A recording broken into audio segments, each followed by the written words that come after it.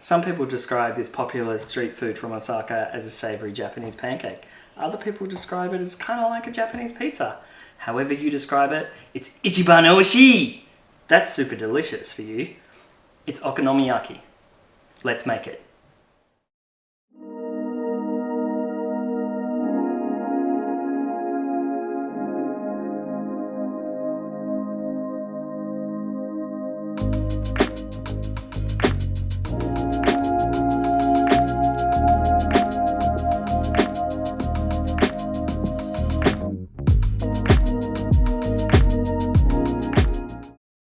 Before we get started, there are some key ingredients you're going to need to make really good okonomiyaki.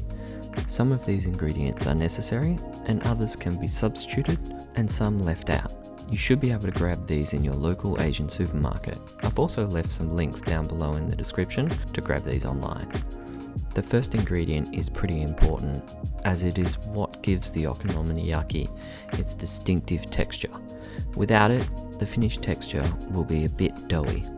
It's a Japanese mountain yam, and you might be able to find this already grated and frozen, or if you can find the actual vegetable, just peel and grate this on a microplane. If you can't find this, as a substitute, you can double the amount of baking powder and beat 2 egg whites until they're fluffy and mix those in.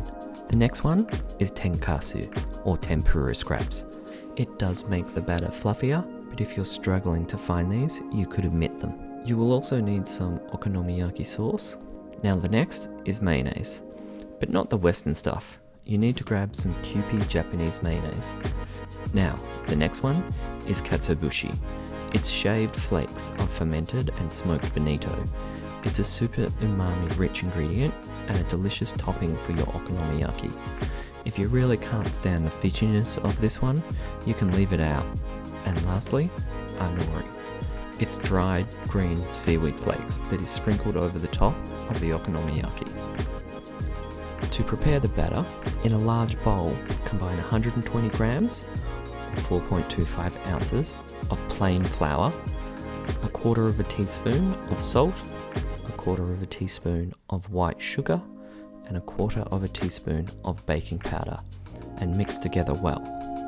Add 120 grams or 4.25 ounces of the grated mountain yam and 180 milliliters or 6 fluid ounces of dashi.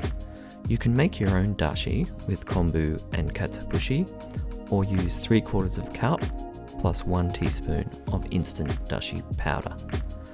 Mix this all together until well combined. Cover the bowl and let rest in the refrigerator for at least 1 hour and best overnight. Resting the batter relaxes the gluten in the flour, improves the flavour and makes it fluffier.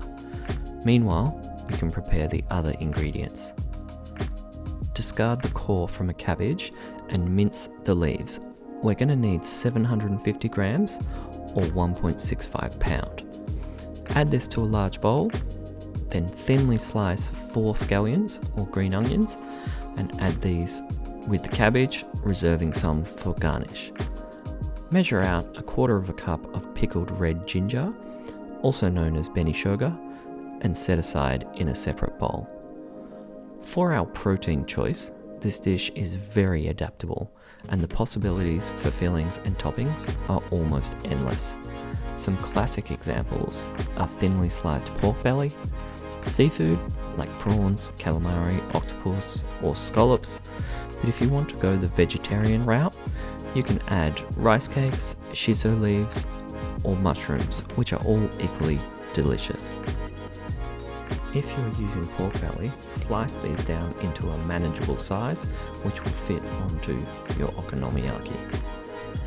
If you're going to add seafood, you're going to want to blanch these in salted water first. Once your seafood is halfway cooked, remove from the simmering water and slice into about 1 centimeter pieces. To finalize the batter, remove the initial batter we prepared earlier from the fridge and add 4 large eggs.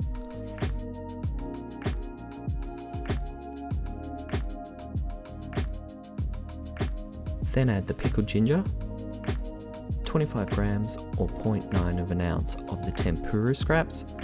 Mix this well and then slowly add the cabbage a third at a time. If you're adding seafood, mix this into your batter now. To cook these, add about a tablespoon of neutral flavoured oil like avocado or vegetable oil to a pan and set it on medium-low heat. Add in a third of the batter to the pan and form it into a circle. Cover with the lid and cook for 5 minutes. If you're adding pork belly, lay the slices to cover all of your batter. When the bottom is nicely browned, flip it over, cover and cook for another 5 minutes.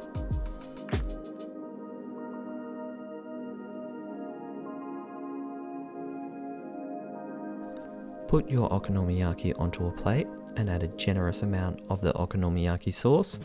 Drizzle lines of Kewpie back and forth over your okonomiyaki and using a chopstick, run it through the mayonnaise to form a zigzag pattern.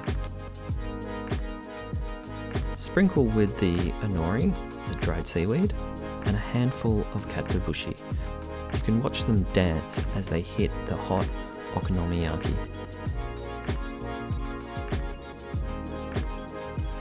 Add on some of the reserved scallions as a garnish and enjoy.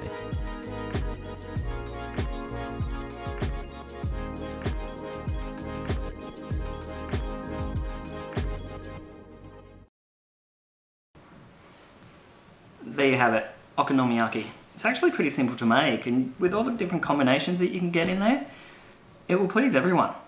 Anyway, you know what to do. Like, subscribe, leave a comment below if that's your thing. And I'll see you in the next one.